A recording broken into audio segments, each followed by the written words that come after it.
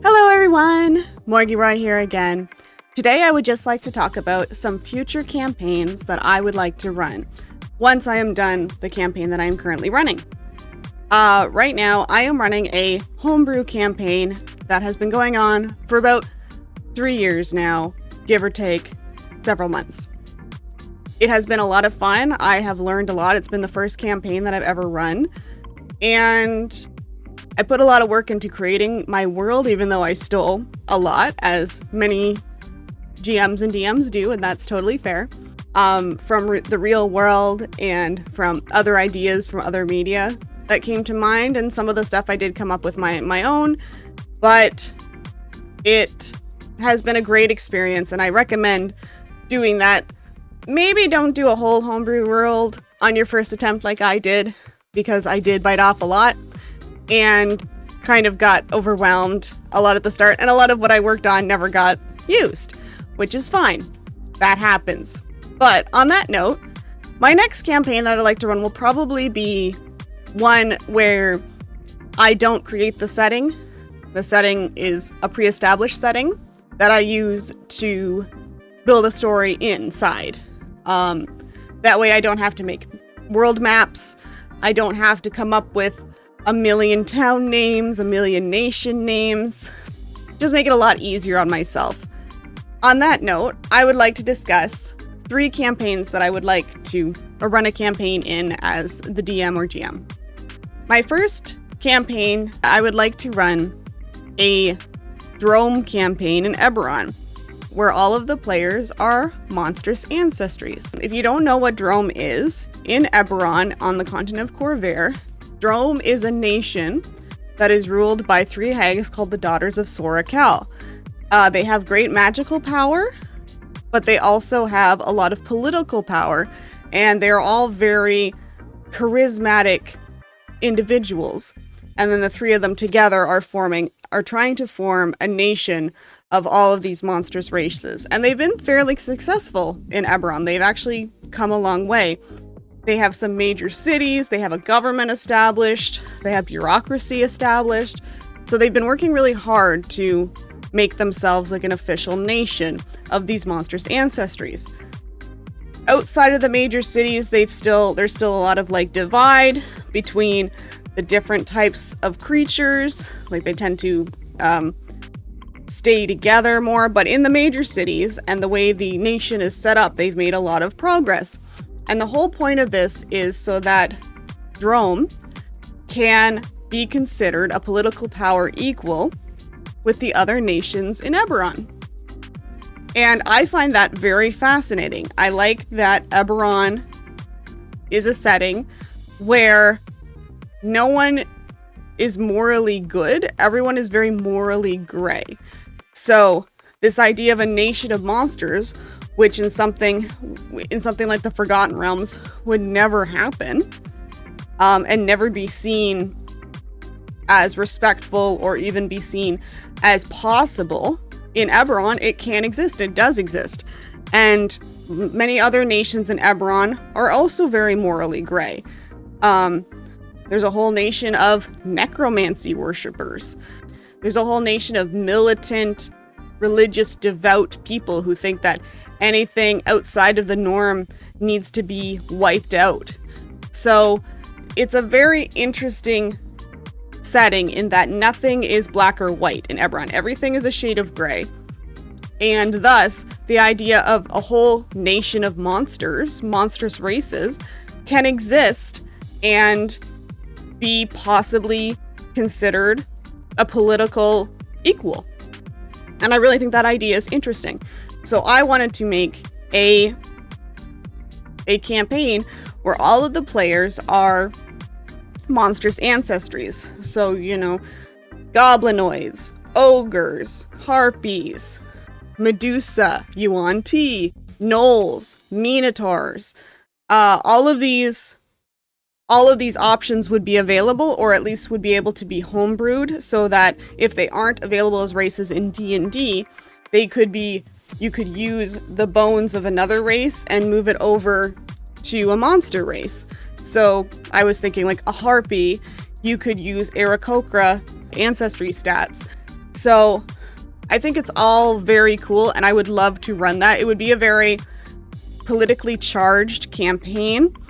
My idea would be that you are sent on a mission by the government of Drome to try and maybe establish an embassy in Sharn, which is the biggest city in Eberron. That is like a melting pot of everything. Or you're on a mission to, assist another nation, and that nation would maybe, in exchange, support Drome's involvement in other political decisions in the continent of Corvair.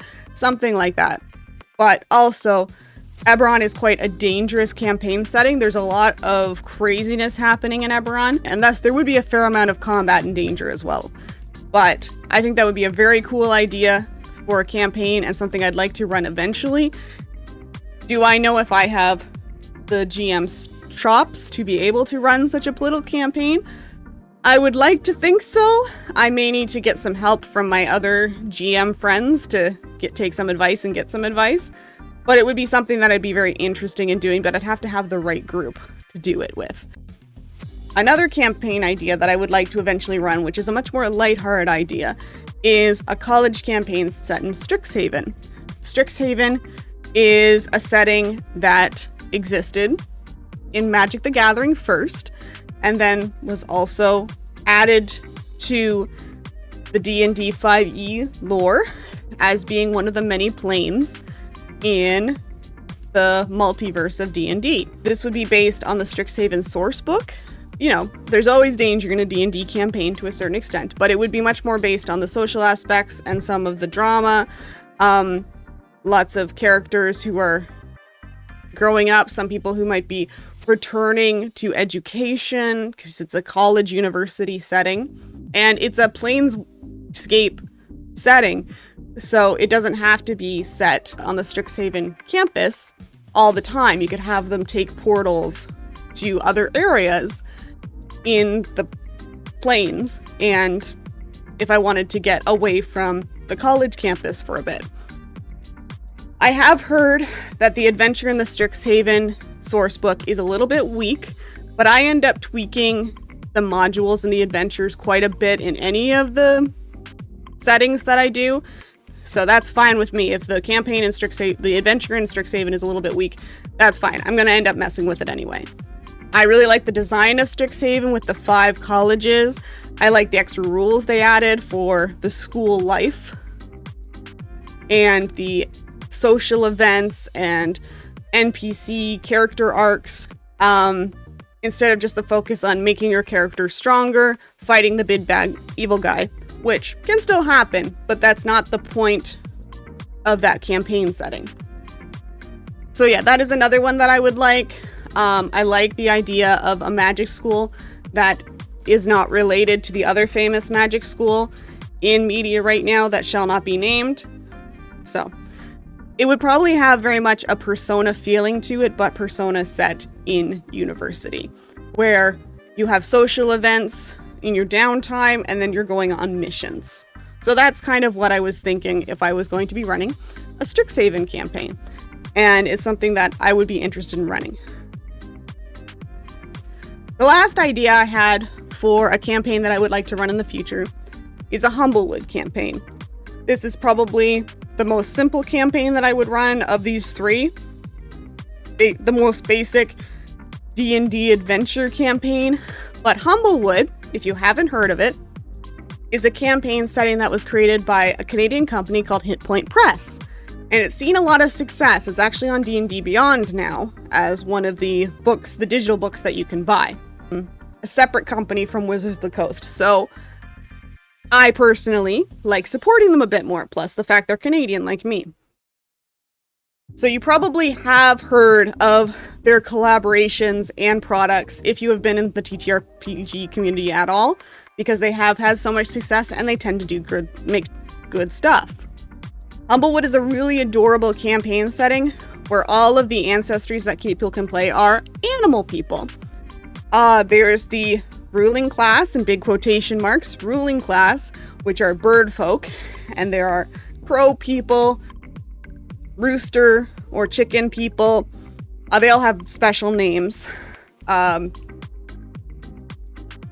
like dove people, owl people, and Merlin's hawks, eagles. So they're the bird folk. And then and they're considered like the ruling class, which you have a point of contention right there for a lot of players where it's like, why are these guys the ruling class? And that's great. They purposely set that up where that is a conflict built into the setting. And then all of the animals who live on the land are called the humble folk, as in Humblewood.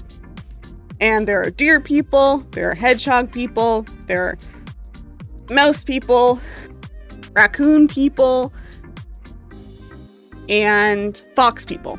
So you have that built-in conflict there, but in addition, there's also some existential things going on in the setting where there's these magical fires that are being created all through like the Everden, which is this giant continent-spanning forest where all of these creatures live.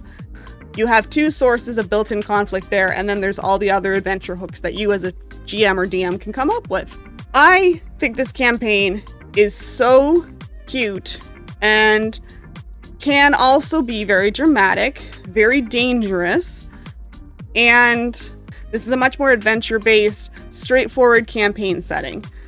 But I love the idea of all the animal characters. Very Redwall, if you've seen that show or read those books.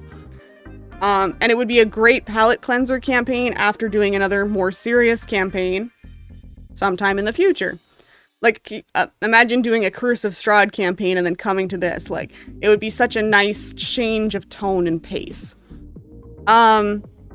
I also personally, as a DM, if I was running this campaign, I would add other animal ancestries that exist in 5e that aren't represented in Humblewood, like the Harengon, the Tabaxi, the Turtles, and the Grung, but flavor them so they will have more of that European forest theming that is in Humblewood.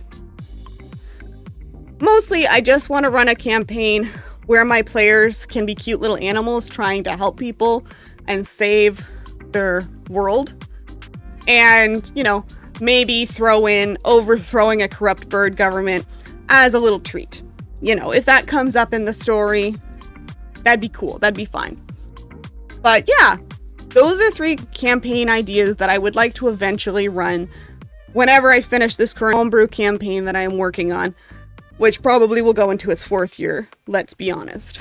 But I'm not planning at stopping running D&D anytime soon, despite my issues with Wizards of the Coast as a company and Hasbro as a company. I can still play D&D 5e without having to give them any more money or support them in any way. Something about D&D 5e always brings me back. And I think a lot of it is that I enjoy a power fantasy, and that is what D&D 5e really provides.